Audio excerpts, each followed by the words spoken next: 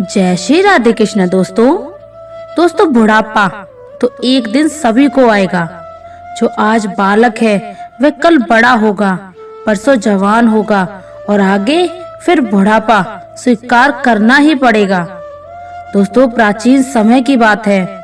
किसी जंगल में एक मोर मोरनिका अपना घोंसला बनाकर रहते थे। वे दोनों पति पत्नी एक दूसरे से बहुत प्रेम करते थे। एक दिन की बात है, मोर की पत्नी गर्भवती हो जाती है। इस बात को जानकर कि अब वे दोनों माता पिता बनने वाले हैं, मोर मोरनी बहुत ही खुश थे और अब मोर अपनी पत्नी का बहुत ख्याल रखता था। हर दिन उसे दाना पानी लाकर घोंसले में दिया करता था। अब धीरे धीरे समय गुजरता गया और मोर की पत्नी का प्रसव का समय निकट आ जाता है। अब मोर की पत्नी बहुत ही खुश होकर अपने पति मोर से कहती है कि हमारी संतान आने वाली है, बहुत ही जल्द मैं अपने बच्चे को जन्म दूंगी।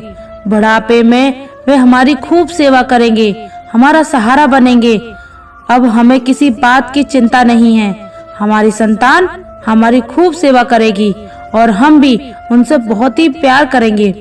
दोस्तों मोर कहता है कि प्रिय, हमें ऐसा नहीं सोचना चाहिए कि हमारी संतान हमारी सेवा करेगी या हमारा सहारा बनेगी। मोर की पत्नी कहती है कि आप ऐसा क्यों कह रहे हैं? हर संतान अपने माता पिता की सेवा करती है, फिर हमारी संतान हमारी सेवा क्यों नहीं करेगी? तब मोर कहता है कि हे प्रिय, मैं तुम्हें एक कहानी के माध्यम से बताता हूँ। तो प्रिया, किसी नगर में एक व्यक्ति रहता था। उस नगर के उस व्यक्ति के घर में ईश्वर का दिया सब कुछ था। खूब पैसे, धन दौलत, मान सम्मान सब कुछ होने के बाद भी पति पत्नी दुखी रहते थे। उनके दुख का कारण था कि ईश्वर की कृपा से उसके घर में सब कुछ था, इन कोई संतान नहीं थी। साथ ही इस बात को लेकर दोनों पति पत्नी चिंतित रहते थे। इस तरह दोनों पति पत्नी को एक साथ रहते हुए कई साल गुजर जाते हैं, लेकिन उनके घर में कोई संतान नहीं होती। वह व्यक्ति अपनी पत्नी को अच्छे से अच्छे डॉक्टर को दिखाता, महंगे से महंगे अस्पताल में ले जाकर वह अपनी पत्नी का इलाज कराता, पवित्र तीर्थ स्थान पर जाकर संतान प्राप्ति की मन्नत मांगता, मंदिर में जाकर माथा टेकता। तब कहीं जाकर शादी के कई साल बाद उसकी इच्छा पूरी होती है। ईश्वर की कृपा से उस व्यक्ति की पत्नी को एक पुत्र प्राप्त होता है।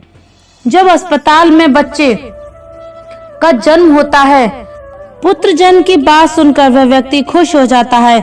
बच्चे की साफ सफाई के बाद उस अस्पताल की नर्स जब उन्हें नन्हे से पुत्र को लेकर उनके पास पहुंचती है, तो दोनों पति पत्नी पूछने लगते हैं कि हमारी संतान कैसी है, कोई दिक्कत तो नहीं? दोनों की इन बातों को सुनकर नर्स उस व्यक्ति की पत्नी से कहने लगती है कि बहन जी, आपको जो पुत्र हुआ है वह बहुत सुंदर है, अच्छा है, लेकिन इसमें कमी है, उसकी एक आंख नहीं है। तुम्हारा पुत्र एक आंख से काना है, बस यही कमी है, बाकी सब ठीक है।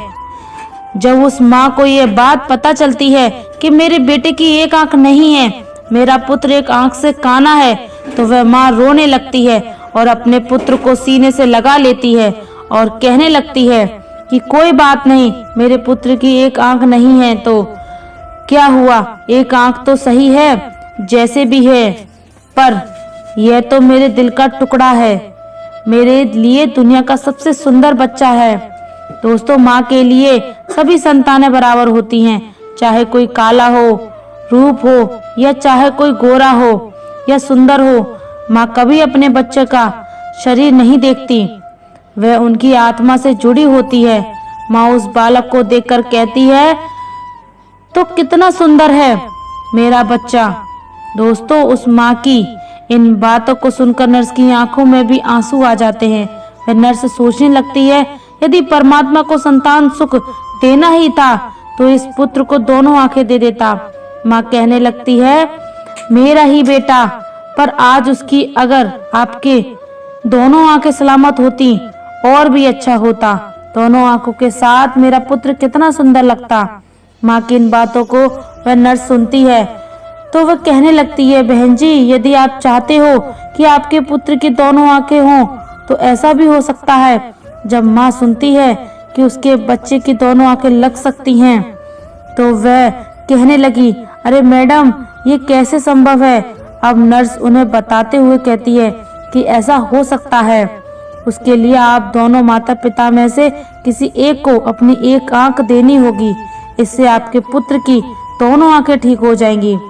दोस्तों, नर्स की इन बातों को जब वह व्यक्ति सुनता है तो वो कहने लगता है, कोई बात नहीं मैडम, हमारे पुत्र की एक आंख तो सही सलामत है। हमारा पुत्र एक आंख से ही दुनिया देख सकता है, दूसरी आंख उसे लगाने की कोई जरूरत नहीं। हमारा पुत्र जैसा भी है अच्छा है। मैं अपनी आंखें दान नहीं कर सकता क्योंकि मेरा घर मेरी मजदूरी से चलता है। जब मेरी एक आंख नहीं होगी तो कैसे मैं अपने परिवार को चलाऊंगा, कैसे इस बच्चे का खर्च उठा पाऊंगा। यह तो कभी संभव नहीं है। जब मेरी दोनों आंखें ठीक होंगी, मैं एक पिता हूँ और अपनी पत्नी को और बच्चों को पालने का काम मेरे कंधों पर है। अब यही बात मेरे पुत्र की एक आंख की तो यह सब परमात्मा की देन है। लेकिन माँ कहती है, यदि ऐसा हो सकता है तो मैं अपनी एक आंख अपने पुत्र को देना चाहती हूँ। मेरा क्या है, मुझे तो घर पर ही रहना है, लेकिन मेरे बेटे को तो अपना पूरा जीवन काटना है। इसलिए नर्स ने अपनी एक आंख अपने पुत्र को देना चाहती थी। अब नर्स माँ की आंख निकालकर उसके पुत्र को लगा देते हैं। इस तरह पुत्र दोनों आंखें सही हो जाती हैं और माँ कानी हो जाती है। अब दोनों पति पत्नी मिलकर अपने नए पुत्र का पालन पोषण करने लगते हैं। इस प्रकार अपने बच्चों का पालन पोषण करते हुए और उनका पुत्र 4 साल का हो जाता है। सब कुछ अच्छा चल रहा होता है। तभी एक दिन उस बच्चे के पिता की किसी दुर्घटना में प्राण चले जाते हैं। जब उसकी पत्नी को अपने पति की मौत की खबर मिलती है तो वह बेचारी रोने लगती है। वह सोचने लगती है कि मेरा 4 साल का बच्चा है, अब मैं अकेले क्या करूंगी। अब किसी तरह लोग समझा बुझाकर उस व्यक्ति का अंतिम संस्कार करते हैं। इस प्रकार वह लाचार माँ अपने बच्चे के साथ जीवन बिताने लगती है। घर में जो जमा पूंजी थी, अब वह संतान पाने की चाहत में उसके इलाज करने के लिए पहले ही खर्च हो चुकी थी। पति की मृत्यु के बाद जो भी बचत थी वह पति के अंतिम संस्कार में चली जाती है। इस प्रकार वह माँ दूसरों के घरों में पोछा करके, दूसरों के घरों में बर्तन मांजकर अपने पुत्र का पालन पोषण करने लगती है। गीता में श्री कृष्ण ने कहा है, जो लोग तुम्हारी बुराई करते हैं करेंगे, चाहे तुम अच्छा करो या बुरा। इसलिए शांत रहकर अपना कर्म करते रहो। निंदा से मत घबराओ। निंदा उसी की होती है जो जिंदा है। मरने के बाद तो सिर्फ तारीफ होती है। अर्जुन ने कृष्ण से पूछा, जहर क्या है? भगवान कृष्ण ने कहा, हर वो चीज जो जिंदगी में आवश्यकता से अधिक होती है वही जहर है। फिर चाहे वो ताकत हो, धन हो, भूख हो, लालच हो, अभिमान हो, आलस हो, प्रेम हो या घृणा, जहर ही है। दोस्तों, किस्मत को कोई भी नहीं बदल सकता। भाग्य में जो लिखा है वही मिलेगा। कोई चाहे लाख कोशिश कर ले। अब यह तो आपने भी देखा होगा, भगवान श्री कृष्ण को और प्रभु श्री राम को, उनके जीवन में भी कितनी विपरीत परिस्थितियां आई थीं। वह तो स्वयं भगवान थे। अगर चाहते तो अपनी परेशानियां दूर कर सकते थे, लेकिन उन्होंने धरती पर जन्म लेकर मनुष्य की तरह ही कष्ट भोगे और उनका सही दिमाग से, अच्छे कर्मों से उनको दूर भी किया। श्री कृष्ण सबके तारणहार थे, उनकी सभी आराधना करते थे, परंतु वह स्वयं अपना भाग्य ना बदल सके। यदि श्री राम का जीवन कष्टों से भरा न होता तो वे हमें क्या सिखाते। भगवान राम हमें बताते हैं कि जब इस पूरी दुनिया को बनाने वाले भगवान इतने कष्ट सहन कर सकते हैं तो हम इंसान क्यों नहीं। अगर भगवान चाहते तो अपना जीवन बदल सकते थे। उनके जीवन में जो कष्ट आए हैं आने से पहले ही दूर कर सकते थे, पर उन्होंने ऐसा नहीं किया और उन्होंने धैर्य और सूझबूझ के साथ उनको दूर किया। उन्होंने हमें धैर्य, गरिमा, सम्मान, सहिष्णुता, प्रेम, सत्य के लिए लड़ना और बहुत कुछ सिखाया है। जो व्यक्ति सत्य के मार्ग पर चलता है उसके जीवन में परेशानियां आती ही हैं। श्री राम ने भगवान होकर भी दशरथ के सामने वनवास को चुना क्योंकि वह बताना चाहते थे कि माता पिता को भगवान की तरह मानना चाहिए, इसलिए माँ और पिता की रक्षा के लिए वह वनवास चले गए। हम इंसानों का जीवन तो पूरी तरह से कठिनाइयों से भरा हुआ है। हमेशा कोई ना कोई समस्या आती ही रहती है, कभी कोई बीमारी तो कभी कोई बीमारी लगी ही रहती है।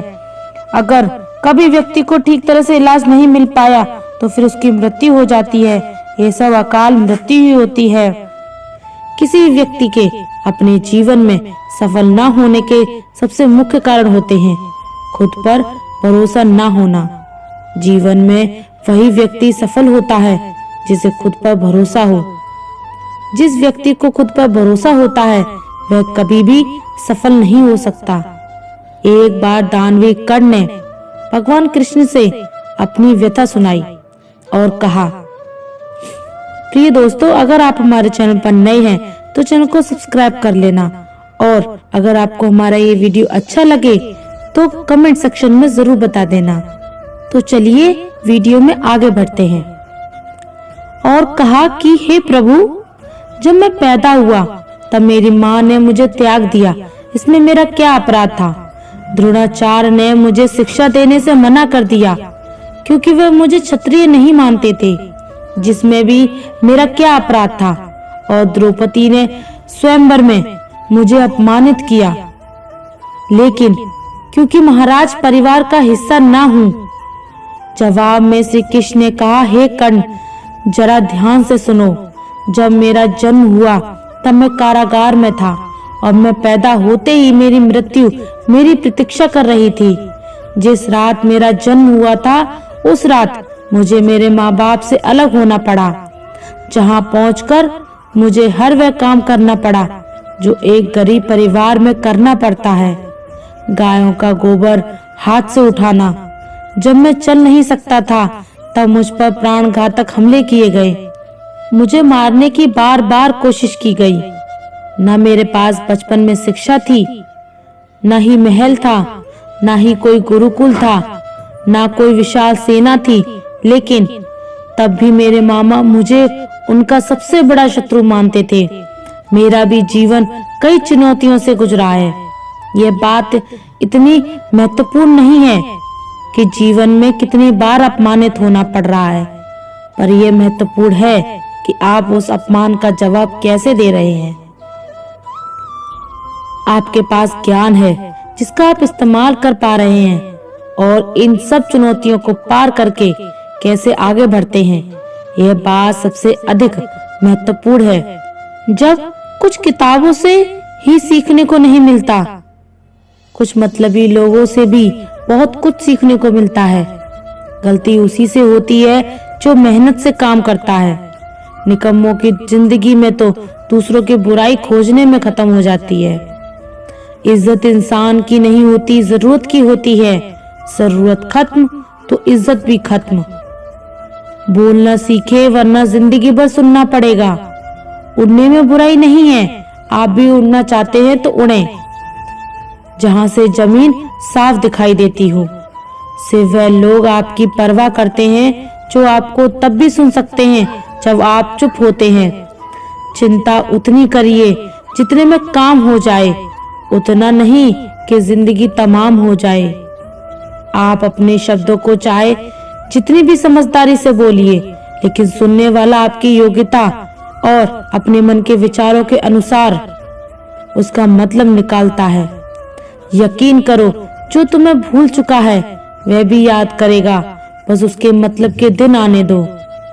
कहानी जिंदगी की यही है कि जिसमें मनचाहा किरदार नहीं मिलता, दूसरों के कंधों पर तो सिर्फ जनाजे उठाए जाते हैं। आपकी मुस्कान आपके चेहरे पर भगवान के हस्ताक्षर हैं। उसे अपने आंसुओं से धुलने या क्रोध से मिटने ना दें। कोई भी व्यक्ति हमारा मित्र या शत्रु बनकर संसार में नहीं आता। हमारा व्यवहार और हमारे शब्द ही लोगों को मित्र और शत्रु बनाता है। जो व्यक्ति हर वक्त दुख का रोना रोता है, उसके द्वार पर खड़ा सुख बाहर से ही लौट जाता है। जिसके पास उम्मीद और आस है, वह जिंदगी के हर इम्तिहान में पास है। हर कोई अपना नहीं होता, और यही सोच है। कितने अजीब हैं ये जमाने के लोग खिलौना छोड़कर जज्बातों से खेलते हैं। महान दिमाग विचारों की चर्चा करता है, औसत दिमाग घटनाओं की चर्चा करता है और छोटा दिमाग लोगों की चर्चा करते हैं। अहंकार ना पालिए, वक्त के समंदर में कई सिकंदर डूब गए। इन 5 जगहों पर हमेशा चुप रहिए। पहला, जहां आपके शब्दों को कोई कीमत नहीं। दूसरा, जहां बोलने के बाद आपको पछताना ना पड़े। तीसरा, अगर आपके बोलने से किसी का दिल दुखता है। चौथा, अगर आप गुस्से में हो, क्योंकि गुस्से में इंसान बिना सोचे समझे कुछ भी बोल देता है।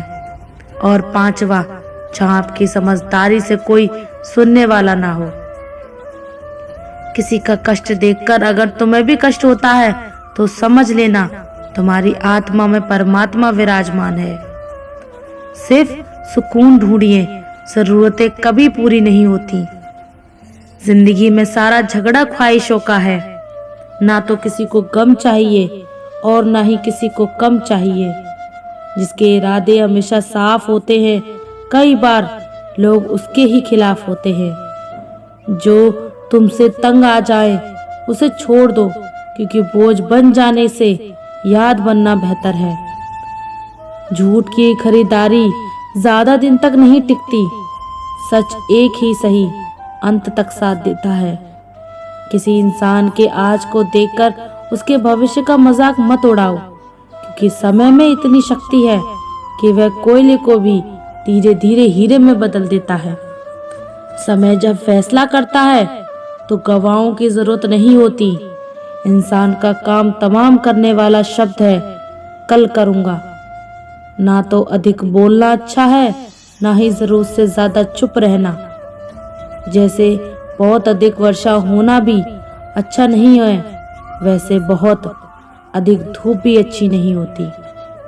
विचार कीजिए, जब हमारा जन्म हमारी मर्जी से नहीं होता तो मरण भी हमारी मर्जी से नहीं होता।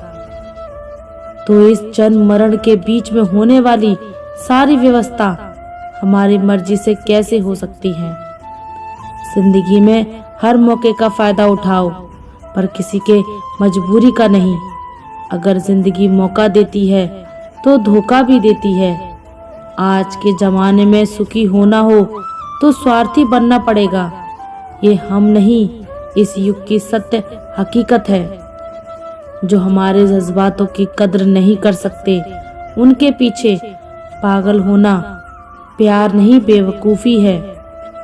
हवाएं अगर मौसम का रुख बदल सकती हैं तो दुआएं भी मुसीबत का पल जरूर बदल सकती हैं। जो दिल में है उसे कहने की हिम्मत रखो।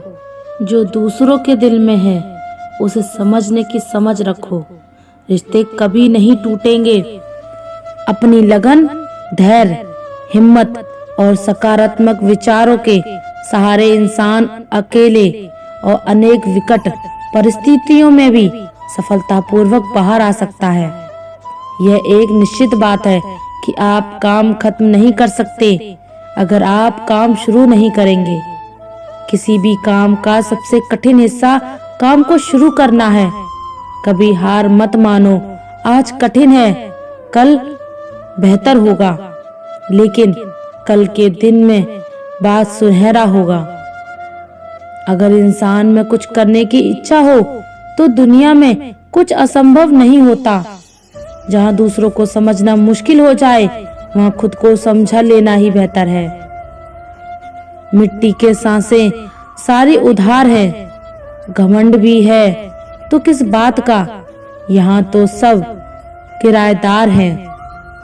परेशानियां जिंदगी का हिस्सा है। जिसने अपनी परेशानियों पर कदम रखा है वह जीत गया है, और जिसने अपनी परेशानियों को सर पर सवार कर लिया है वो लुट गया है। जीवन में कई बार हम बड़ी बड़ी परेशानियों से यूं ही निकल जाते हैं मानो कोई है जो हमारा साथ दे रहा है, और उसी अदृश्य शक्ति को हम परमात्मा कहते हैं। इसलिए याद रखना, जब दुनिया साथ छोड़ दे तो ईश्वर आपका साथ और आपका हाथ थाम लेता है।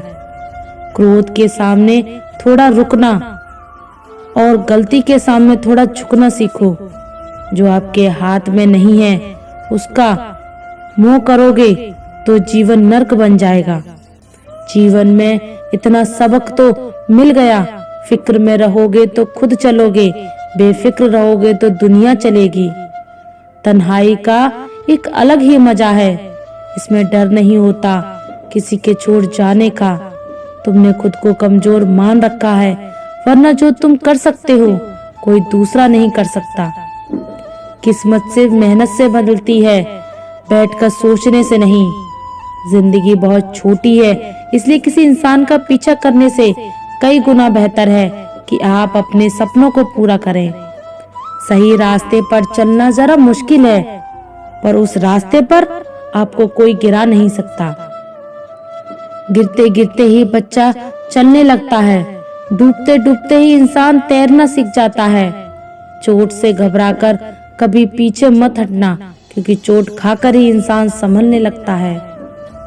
असफलता पर लाखों ताने आए, परंतु निराश मत होना, क्योंकि यह वही समय है जिसे आप पहचान जाएंगे। जो सब्र के साथ इंतजार करना जानते हैं, उनके पास हर चीज किसी न किसी बहाने से पहुंच ही जाती है। जब तक विपरीत परिस्थितियों से लड़ोगे नहीं, तब तक वह तुम्हारे ऊपर हावी होते रहेंगे। सिर्फ वक्त के भरोसे मत बैठे रहना। किस्मत वालों के हाथ खाली रह सकते हैं, लेकिन मेहनत करने वालों के कभी नहीं। दोस्तों, अगर आपने इस वीडियो से कुछ भी सीखा हो तो कृपया इस वीडियो को एक लाइक कर दें और कमेंट में जय श्री राधे कृष्ण जरूर लिखें। अगर आप इस चैनल पर नए हैं और आप ऐसी ही वीडियो और देखना चाहते हैं तो कृपया चैनल को सब्सक्राइब करें और नोटिफिकेशन बेल आइकन को ऑन पर सेट कर दें, ताकि हमारे सभी नए वीडियो के नोटिफिकेशन सबसे पहले आपके पास आ जाए। आपका सपोर्ट भी हमारे लिए बेहद ही महत्वपूर्ण है। भगवान श्री कृष्ण की कृपा आपके साथ सदैव बनी रहे। धन्यवाद। जय श्री राधे कृष्ण।